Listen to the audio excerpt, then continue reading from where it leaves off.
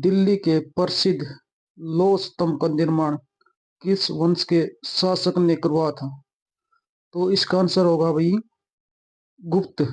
जो गुप्त राजा थे, जो उसने इसका निर्माण करवाया था। और ये कहाँ पर है? ये दिल्ली की जो वह महरौली महरौली दिल्ली में एक जगह है, वो वहां पर है भाई। मैंने खुद ने भी जाके देखा हुआ है यहाँ पर ये। तो महरौली है, जो कुतुब मीनार है उसके 100-150 मीटर पास में ही है।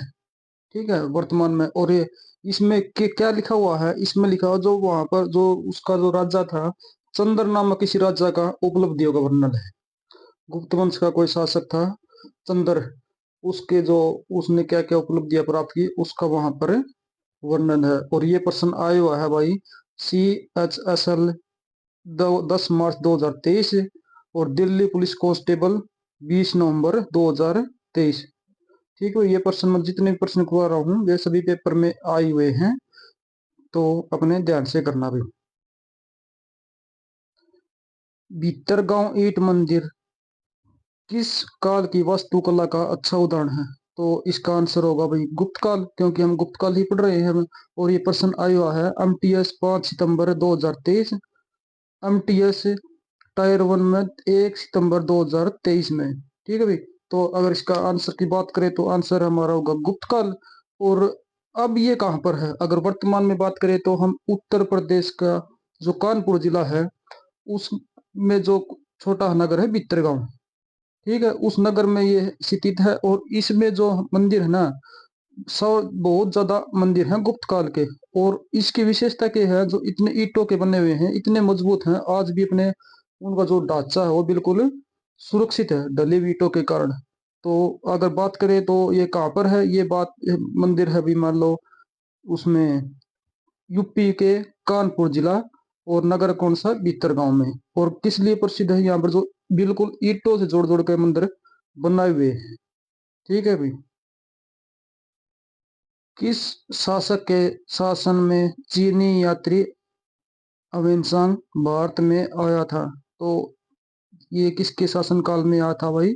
हर्षवर्धन के शासनकाल में आया था। और इसके चीनी स्रोतों से पता चलता है हर्ष एवं उसकी बहन राजश्री दोनों साथ साथ आए थे, कन्नौज के राजसिंहासन पर बैठते थे। और हर्ष ने अपनी राजधानी थानेसर के कन्नौज स्थानांतरित की थी, ताकि वह राजश्री को प्रशासनिक कार्य से पूरी सहायता प्रदान कर सके। हर्षवर्धन के शासनकाल में चीनी यात्री अवेन्सांग भारत आया और अपनी जो उसने पुस्तक लिखी थी CU की। ये प्रश्न पूछ लेते हैं भाई, जो थाने अवेन्सांग था, इसने कौन सी पुस्तक लिखी थी? CU की। और किसके शासनकाल में आया था? हर्षवर्धन ने। और हर्षवर्धन की राजधानी क्या कौन सी थी? थानेसर। ठीक है, और एक थी कन्नौज। राजा शशांक जिनके विरुद्ध हर्षवर्धन ने युद्ध की घोषणा की थी, किस साम्राज्य के शासक थे? तो इसका आंसर होगा भाई गौड़। जो राजा शशांक था वह किसके खिलाफ युद्ध लड़ा था? हर्षवर्धन के। क्यों लड़ा था? जो हर्षवर्धन ने गौड़ राजा शशांक द्वारा बड़े भाई राज्यवर्धन की हत्या की जाने के बाद उसके खिलाफ हो गया और उसके खिलाफ में युद्ध लड़ा था। 7वीं शताब्दी ईस्वी में कन्नौज के शासक हर्षवर्धन किस राजवंश के राजा थे? तो इसका आंसर होगा भाई पुष्यभूति। ठीक है।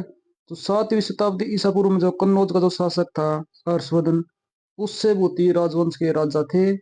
इन्होंने अपनी राजधानी कन्नौज में स्थापित की।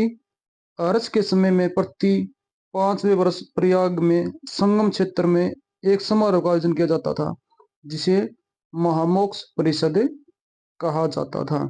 तो कुछ क्वेश्चन और देख लो भाई, जो MTS 2023 में आया हुआ है।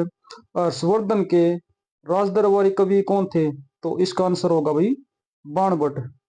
और हर्षवर्धन के शासनकाल की अवधि क्या थी?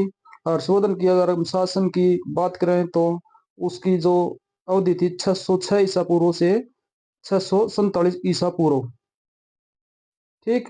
किसके शासनकाल में हर्षवर्धन अवेन्सांग भारत में आया था? तो ये होगा हर्षवर्धन। और अवेन्सांग की जो पुस्तक कौन सी है, सी यू की। अलग से प्रश्न भी आ जाता है भाई, हर्षवर्धन ने नहीं अवेन्सांग ने कौन सी पुस्तक लिखी, तो उसका आंसर होगा सी यू की। पाल वंश के शासक मुख्य रूप से किस धर्म के संरक्षण थे, तो इन इसका आंसर होगा भाई बौद्ध। जो पाल वंश के जो शासक थे, पाल वंश के शासक के थे बौद्ध धर्म से थे। अब पाल धर्म की अगर बात करें तो हम देखो भाई, पाल वंश के जो शासक मुख्य रूप से महायान बौद्ध धर्म के समर्थन व संरक्षण थे। पाल एक संस्कृत का शब्द है जिसका अर्थ है रक्षक, ठीक। और पाल वंश की स्थापना किसने की थी, अगर बात करें तो गोपाल ने। और थी जो राज्य के प्रथम शासक भी थे। गोविंद पाल इस वंश का अंतिम शासक था। अगर प्रथम की बात करें तो गोपाल, और अंतिम की बात करें तो गोविंद पाल। और पाल है एक संस्कृत शब्द है जिसका अर्थ होगा रक्षक। कौन से विश्वविद्यालय की स्थापना पाल शासकों ने की थी, तो इसका आंसर होगा भाई विक्रमशिला। पाल वंश का जो शासक था धर्मपाल, पाल वंश का जो स्थापना तो की थी गोपाल ने, और इसका एक शासक था धर्मपाल। उन्हें 770 से 810 ईसा पूर्व में तक वहां पर बिहार के राज्य भागलपुर में विक्रमशिला विश्वविद्यालय की स्थापना की थी। यह बौद्ध धर्म और दर्शन के अतिरिक्त व्याकरण, तर्कशास्त्र, तंत्र शास्त्र आदि की शिक्षा दी जाती थी। किसने की बनवाया था, कौन से शासक ने बनवाया था, ये प्रश्न बता था धर्मपाल ने। ठीक, कब बनवाया था, 710 से 810 से 770 से 810 ईसा पूर्व, 8वीं शताब्दी के अंत अर्थात 9वीं सदी के शुरुआत में। और क्या क्या शिक्षा मिलती थी, बौद्ध धर्म की तो मिलती ही थी, बौद्ध धर्म के साथ साथ उसके वहां पर व्याकरण की, तर्क शास्त्र की, तंत्र शास्त्र की आदि की हमें शिक्षा मिलती थी। पाल राजवंश का संस्थापक कौन था, तो इसका आंसर होगा भाई गोपाल। पिछले ऊपरी वीडियो में पहले ही बताया है, तो इसका शासक था जो इन्हें बनवा, किसने शुरुआत की थी पाल वंश की, गोपाल ने। तो इसके बारे में बौद्ध धर्म का अनुयायी था भाई, तथा नालंदा में उसने एक विहार का निर्माण करवाया। गोपाल ने लगभग 750 से 770 ईस्वी तक शासन किया था। पाल वंश के धर्मपाल को किस राष्ट्रकूट शासक ने पराजित किया था, तो इसका आंसर होगा भाई ध्रुव। पाल वंश के शासक धर्मपाल को राष्ट्रकूट शासक ध्रुव द्वारा पराजित किया गया था भाई। धर्मपाल द्वारा विक्रमशिला विश्वविद्यालय तथा सोनपुर महाविद्यालय की स्थापना की थी, ठीक है भाई। राष्ट्रकूट वंश के संस्थापक कौन थे, तो इसका आंसर होगा भाई दंती दुर्ग। राष्ट्रकूट वंश के संस्थापक दंती दुर्ग थे भाई। दंती दुर्ग को अन्य नाम से दंती वर्मन के नाम से भी जाना जाता था। और इसने कब करी थी इसकी शुरुआत राष्ट्रकूट वंश की, तो लगभग 753 ईस्वी में, ठीक है भाई। 8वीं शताब्दी में भारत में नागभट्ट प्रथम ने मालवा क्षेत्र में किस राजपूत राजवंश की स्थापना की थी, तो उसका आंसर होगा गुज्जर प्रतिहार। गुज्जर प्रतिहार 8वीं सदी में भारत का जो नागभट्ट प्रथम ने मालवा क्षेत्र में गुज्जर प्रतिहार वंश की स्थापना की थी। वल्लभी के मैत्रिक वंश के संस्थापक कौन थे, तो इसका आंसर होगा भट्टारक। मैत्रिक राजवंश जिसकी स्थापना 475 ईस्वी में गुप्त वंश के सेनापति भट्टारक द्वारा की गई थी। और ये प्रश्न आया हुआ है भाई दिल्ली पुलिस कांस्टेबल 3 दिसंबर 2023।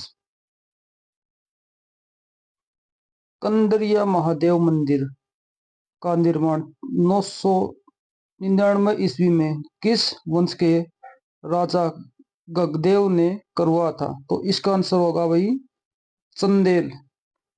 अगर इसकी बात करें तो कहां पर है, कंदरिया महादेव मंदिर खुजराहो में स्थित है, मध्य प्रदेश के छतरपुर जिले में स्थित खजुराहो में चंदेल राजाओं ने इसका निर्माण करवाया था भाई। गुर्जर प्रतिहार, राष्ट्रकूट और पाल वंश के शासक किस राज्य पर नियंत्रण के लिए सदियों तक आपस में लड़ते रहे? तो इसका आंसर होगा भाई कन्नौज। कन्नौज के लिए देखो, ये तीनों वंश थे, तीनों चारों आपस में लड़ते रहते थे। अगर पट्टदकल में जैन मंदिर का निर्माण किस वंश द्वारा किया गया था? तो इसका आंसर होगा डी। पट्टदकल में जैन मंदिर का निर्माण करवाया था भाई राष्ट्रकूट वंश ने करवाया था। जैन नारायण मंदिर का निर्माण 9वीं सदी में शताब्दी में राष्ट्रकूटों द्वारा किया गया था। यह इन हिंदू मंदिरों की तुलना में अलंकरण में अधिक सादा है।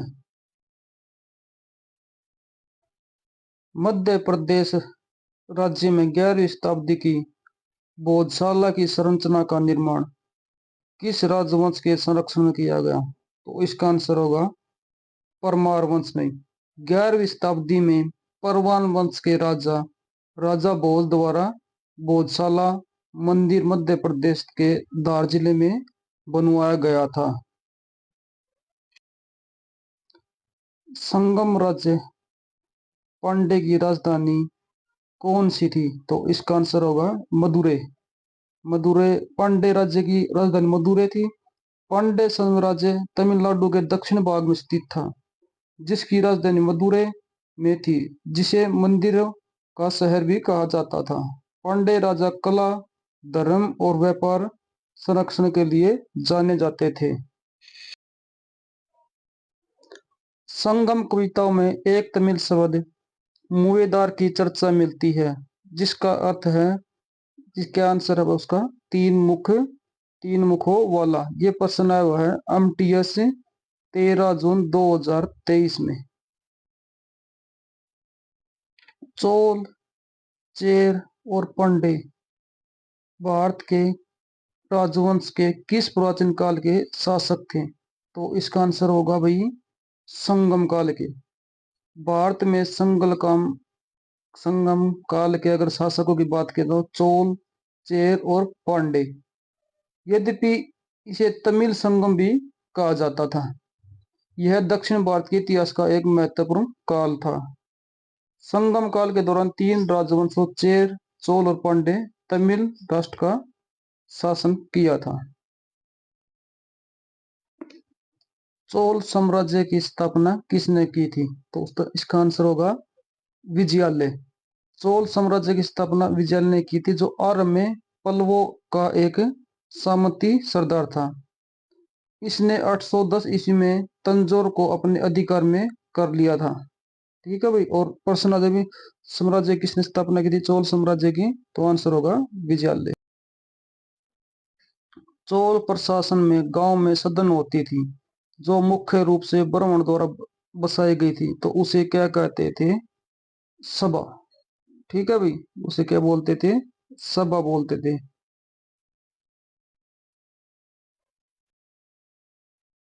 सभा और उर दो प्रकार के ग्राम सभाओं का उल्लेख किस राजवंश में था? तो इसका आंसर होगा चोल। चोल वंश में था। और ये होती थी सभा और उर दो प्रकार की सभा होती थी। इसमें अंतर क्या होता था? जो सभा होती थी ना, वो श्रेष्ठ लोगों की एक सभा थी, जो गांव के लिए निर्णय लेती थी। और जबकि जो उर थी, वह थी एक गांव की जो आम लोगों की एक सभा होती थी, जो विभिन्न मुद्दों पर चर्चा वह बहस करती थी, लेकिन निर्णय कौन लेता था? सभा वाले।